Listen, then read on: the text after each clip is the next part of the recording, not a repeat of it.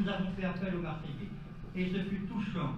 Les plus humbles comme les plus aisés ont porté leur bol, leur offrande. À chaque époque, son style. Depuis sa consécration en 1864, Notre-Dame de la Garde a fait appel à la générosité des Marseillais pour sa restauration. Pour Monseigneur Aveline, elle est en adéquation avec l'histoire de la cité phocéenne.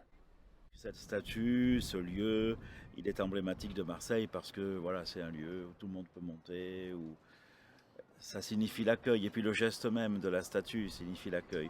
Donc ça c'est très important parce que c'est en adéquation avec l'histoire de cette ville et son âme, en tout cas sa profondeur. Voilà. C'est pareil pour la fierté, pour la dignité.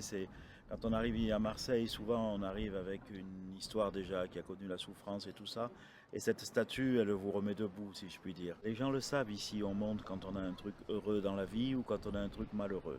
Et toujours on fait ça. Et quelles que soient les convictions religieuses ou autres qu'on a. Et puis la fraternité, parce que il y a qu'à venir ici, passer une après-midi ici, et vous verrez que c'est des gens de toutes sortes, et c'est à eux, c'est leur lieu, et c'est un lieu qui révèle aussi que qui que l'on soit, on a toujours quelque chose dans le profond de soi-même qui nous dépasse et d'une certaine manière qui nous unit.